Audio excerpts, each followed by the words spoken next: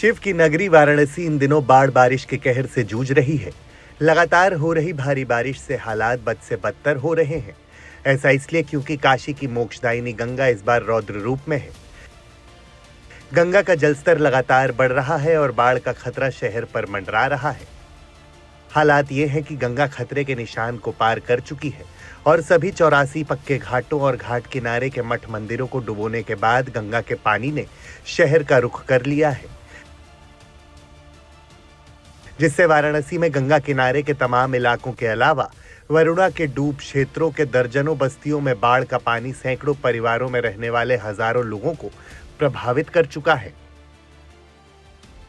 वाराणसी में गंगा खतरे के निशान को पार करने के बाद अब डराने लगी है। मौजूदा समय में वाराणसी में गंगा का जलस्तर खतरे के निशान से 71.26 मीटर से लगभग 1 मीटर ऊपर है और जलस्तर में बढ़ाव जारी है। गंगा की लहरें समुद्री लहरों की तरह बीच धारा में 10-10 फीट तक उठ रही है। दरअसल वाराणसी में गंगा किनारे का नजारा किसी प्रलय से कम नहीं लग रहा। सभी पक्के घाटों को डुबोने के बाद गंगा सबसे ऊंचाई पर अत्याधुनिक तरीके से बने नमो घाट को भी डुबोकर सड़क तक आ पहुंची है, जिसके चलते इस पसंदीदा घाट को आम लोगों के लिए पहली बार बंद कर दिया गया है।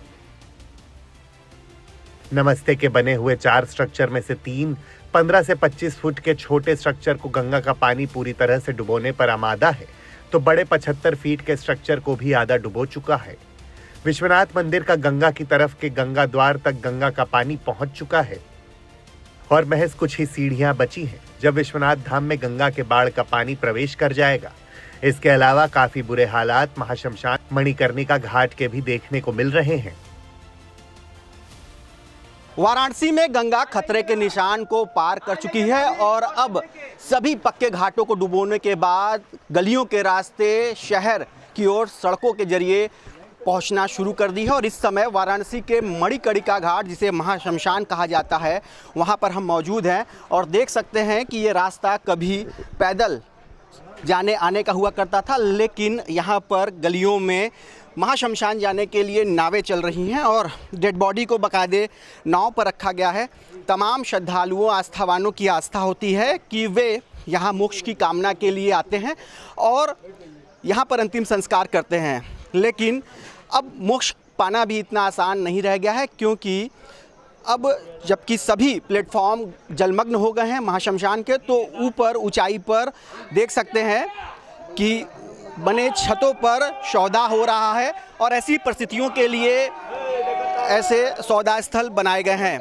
किन समस्याओं से होकर उनको गुजरना पड़ रहा है, कितनी दिक्कत आ रही है आप लोग को? भैया दिक्कत ही दिक्कत है, आपके सामने प्रत्यक्ष है। अब यहाँ पे 100 रुपये पर हेड दे के एक्स्ट्रा अंदर जाके 100 को जलाने आ रहे हैं, तो अब इस दिक्कत को क्या प्रति 100 यात्री को 100 रुपया देना पड़ रहा है। बिल्कुल 100 रुपये देना पड़ रहा है, तब हम जा पा रहे हैं। पहले तो हम लोग जितना मान लीजिए 11,000 12,000 जो इन्होंने ठेका ले रखा है उसमें 5 आदमी जा रहे हैं, उसके बाद फिर जो एक्स्ट्रा हो रहा है पर हेड 100 रुपये देना पड़ रहा है। कुछ नाविक भी हैं, इनसे भी बात करते हैं कि किस तरह की स्थिति है, गंगा में कितनी तेज़ी से पानी ऊपर आ रहा है? पानी तो बहुत तेज़ी से आ रहा है भैया, पानी बहुत तेज़ी से आ रहा है। आज तक हो सकता है यार शाम तक थम जाए पानी।